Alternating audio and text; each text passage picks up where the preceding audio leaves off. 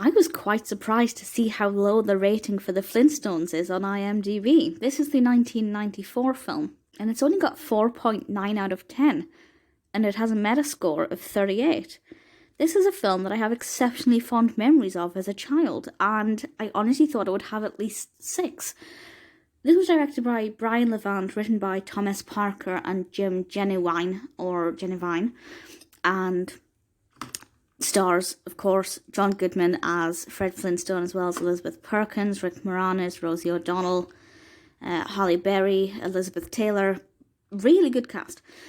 And it's a live-action Flintstones, but the description from IMDb is as follows. In a parallel modern-day Stone Age world, a working-class family, the Flintstones, are set up for an executive job. But they learn that money can't buy happiness. Basically, it's the Flintstones on an adventure in live-action form, and I liked it a lot. I really enjoyed this, and I guess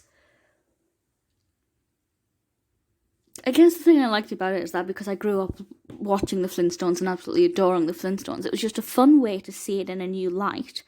And I think I probably saw it for the first time when I was about 7 or 8, so maybe slowly making that transition from watching only animated films to beginning to watch live action a lot more.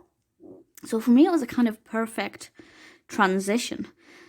I think Fred is brilliant. You know, John Goodman does a really great job of bringing Fred Flintstone to life. I thought the casting was perfect.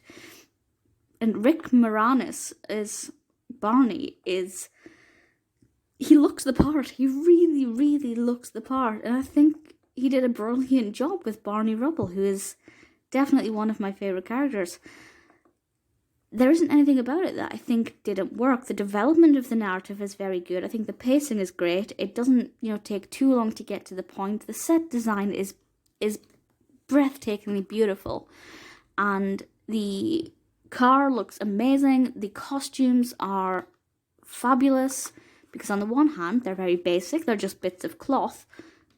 But on the other hand, they're very believable in terms of having gone from animation to live action. They're very recognisable. They kind of look like what they would do if they were real clothes. That doesn't make any sense. Rosanna Norton is behind the costume design. The soundtrack's pretty decent. Nothing that I think is overly memorable, but, nothing that I felt was out of place.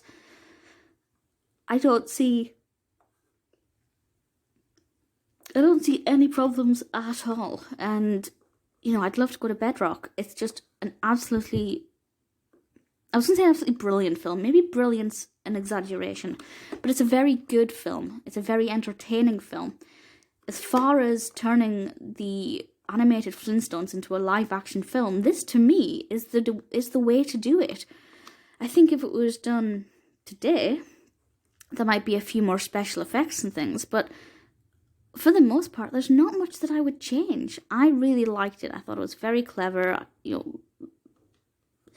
It ticks all of the right boxes. It is what I would have expected. And Pebbles and Bam Bam are absolutely adorable. Casting's brilliant. Costumes are great. Acting's obviously very good. And it couldn't have been that poorly received at the time because we obviously had the sequel, Flintstones, in Viva Las Vegas. And that's got an even lower rating. Unfortunately, I'm not sure why, although I kind of can understand why that one would be maybe not as well received. But, I guess it is what it is. Personally, I liked it.